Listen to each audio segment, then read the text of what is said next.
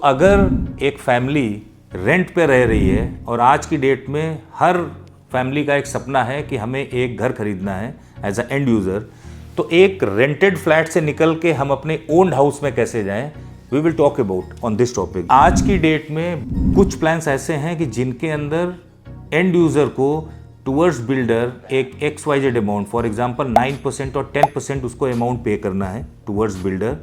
And जो home loan आपका होगा उस पर एज पर MIP प्लान आपका जो EMI आएगी, वो आपका जो इंटरेस्ट पोर्शन होगा उसमें भी आपको कुछ certain percentage of your interest आपको पे करना है।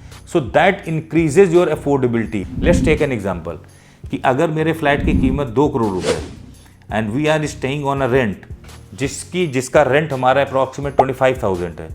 So for buying a flat of 2 CR on that special plan which bank is offering, वहाँ पे आपको approximate 9% of the total value आपको टूवर्ड्स BBA बिल्डर को वो पेमेंट करनी है।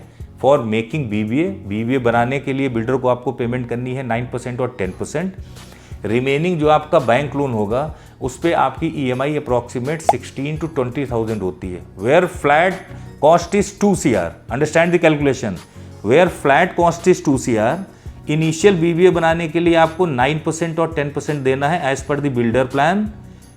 रिमेनिंग जो होम लोन आपका होगा उसकी EMI will remain same for 3 years और 4 years, आपकी 16,000 एंड टू 20,000 हो सकती है।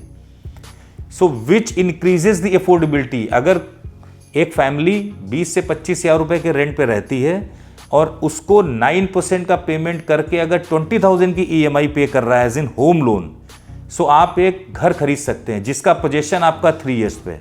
सो इनिशियली आपकी जो EMI होगी एंड रेंट जो आप पे कर रहे हैं वो दोनों चीज़ें बैलेंस करके आप चल सकते हैं।